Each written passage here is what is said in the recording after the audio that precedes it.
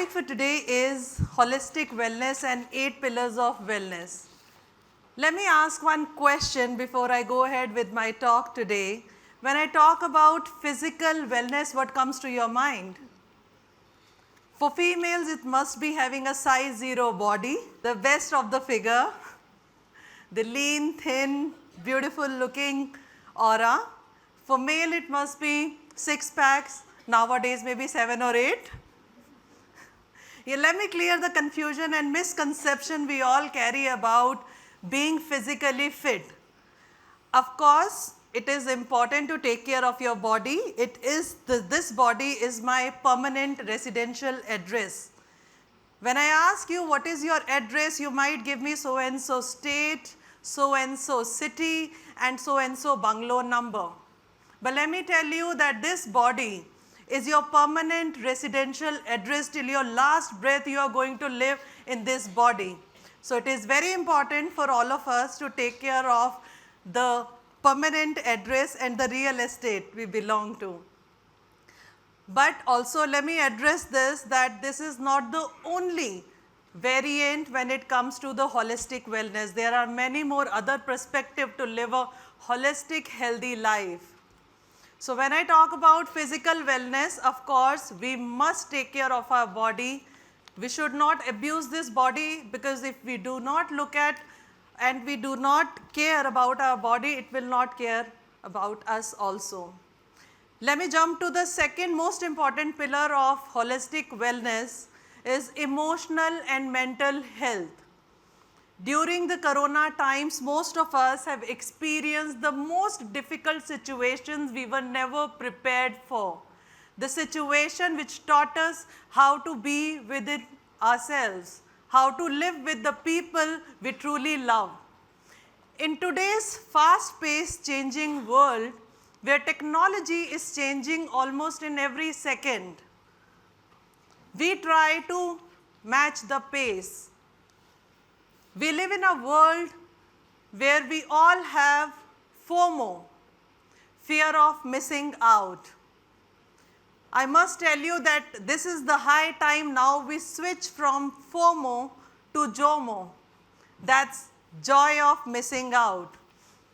Trust me, it's beautiful to celebrate JOMO all the time, because you are a human being, you are not human doing. Your emotions, feelings completes you overall. Having a good mental health makes you who you are. I like to share my personal experience. From the age of 25, today I represent this TED Talk. I'm 40 now. I've gone through almost 11 surgeries. And there was a time when I asked God, why me? I'm a good human being, reasonably doing good, and I'm helping people in my best capacity. But then I realized that this difficult time have made me who I am today. Your difficult times, how you perceive and what you take out of it makes you who you truly are. So trust me when I say that these difficult times when it comes to your life, use it as your power. Build it on. Do not become the victim of other people's expectation. Grow mentally strong. You can go to people who truly care for you. Do not be in the rat race of comparing yourself with other one. Being a founder of Sattva Nation, I truly believe that all of us have a common purpose in life, and that purpose in life is to become the best version of your own identity. I believe that we are the best creation of God, and we are unique in our own qualities. Moving on to the third very important pillar, like I had mentioned, Corona times taught us a lot. The most important thing we all learned during Corona time was that to live a healthy, better life, what you need? You need an amazing relationship with environment. Eventually, every second we are eating air, we are breathing air. So you need clean air, you need clean water, you need a decent shelter. What I'm trying to say here is, eventually we all live in one room. Rest of the space, we maybe claim that we have so much of property or we have so many so-called branded and materialistic things. Eventually it does not cater. When the difficult time of corona came, all of us realized we were looking for oxygen cylinders. So our relationship with Mother Nature, with the environment, eventually decide how peaceful we are inside. Let me ask you a question. When you plan for a holiday or a vacation with your loved ones, what comes to your mind? A building, urban forest, a mall, adventure activities. I'm sure it fulfills you, it gives you a momentary joy.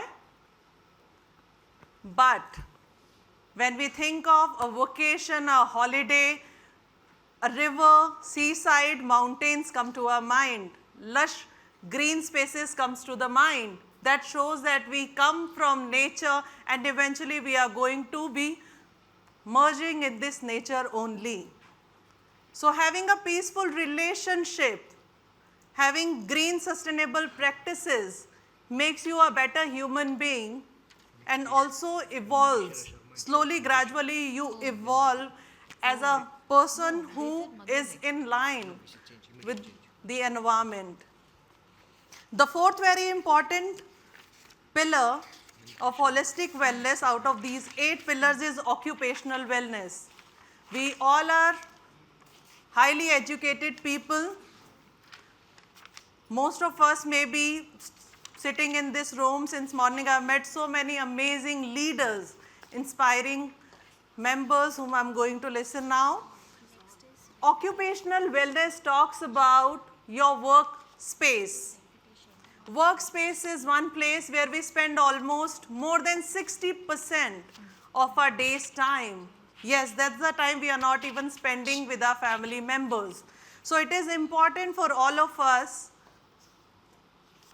to deal with the situations, struggles, conflicts, what we face at our occupational area or our work space. You may have negative people. You will encounter eventually with people's expectations of matching deadlines. For business people, of course, these are business standards they have set for you. But eventually, all of us have to decide that 60% of day's time where we are spending has to be a place where you feel peaceful and you must enjoy what you do. Maybe most of us, we don't have this choice of choosing the work, what we really want to do. But making a peace and a healthy relationship within yourself helps you to cater and utilize this 60% of day's time at its best. Dealing with your colleagues, partners, your bosses, or maybe the business partners would help you eventually to lead your occupational wellness in a better way.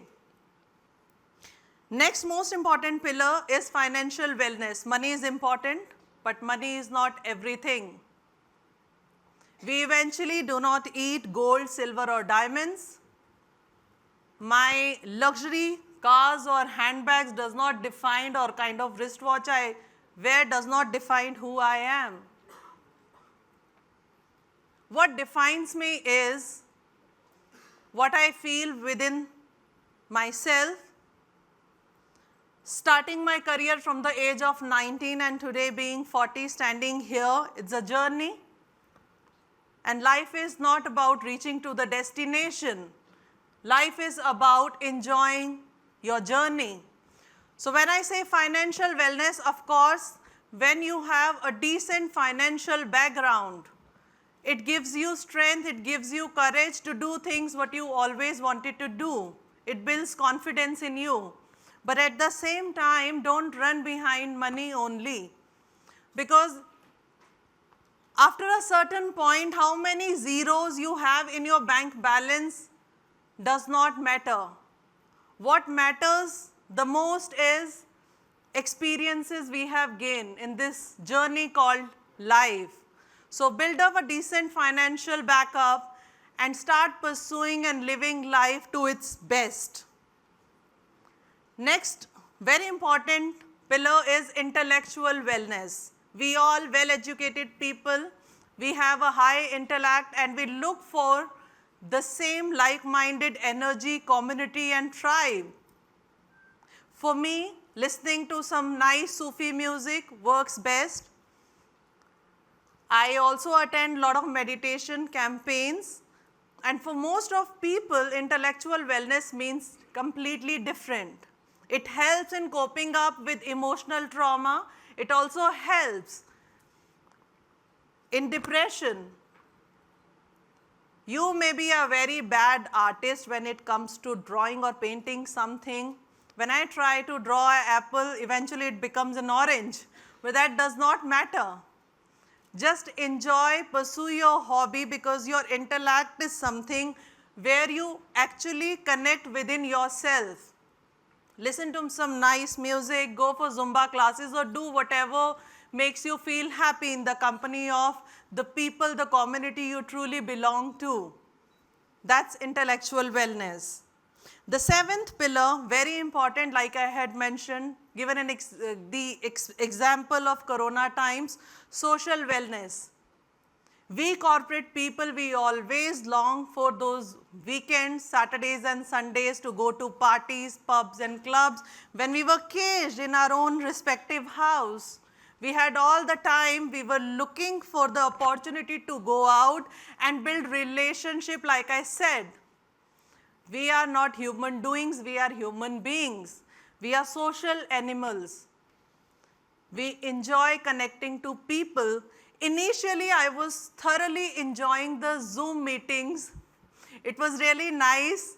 The profile in the Zoom camera, when you do a Zoom meeting, you've seen only this much. So I was doing all my meetings in my night suit. It was a rare luxury. But almost after 10 days, I realized that this is not what I am enjoying anymore. I wanted to meet people in person, a human touch, human interaction, one-on-one touch and feel. So, social wellness, connecting to the people who actually completes you, a nice interaction, spending time with your loved ones, nurturing the relationship also plays a vital role in your holistic wellness. Let me come to the last point, but before I address the last pillar, which is my personal favorite and which completes me the whole, I want to ask you all, why some people who are famous have a lot of money in their bank accounts, have the power, when I say power, of course the power to change things under their control and take big decisions for the destiny of the society, state or country. I would not name the Bollywood celebs, but many of us, you would connect, have also struggled with depression. What was the reason? What is that empty feeling? That is a feeling of emptiness, and there comes the eighth pillar of wellness, spiritual wellness. Being spiritual has nothing to do with your caste, with your religion. Being spiritual does not mean that you have to become a religious person, go to a temple and perform some kind of pujas. Being spiritual means connecting to the universe. Being spiritual means that you are aligned with the universal energy. It is scientifically proven that we all are made of vibrations and we are vibrating at a certain frequency. When we are sad, we vibrate on a different frequency. When we are happy, our frequency is completely different. What does it tell you? It tells you that it is very important to connect to our own selves. And there the spectrum of possibilities comes into the picture. Change is the only constant thing. As per Hindu Vedas, when we accept change, things fall in place. We are in the constant quest of competing or not accepting. We are resisting to the change. We must surrender. When we become spiritual, start practicing meditation, it helps us to eventually accept our own selves. That opens the various spectrum of possibilities. Possibility does not live outside you. It lives inside you. And the spectrum of possibility opens up all the doors which you have never imagined. So I wish you all a holistic well-being and a holistic living. Stay sattva, stay blessed.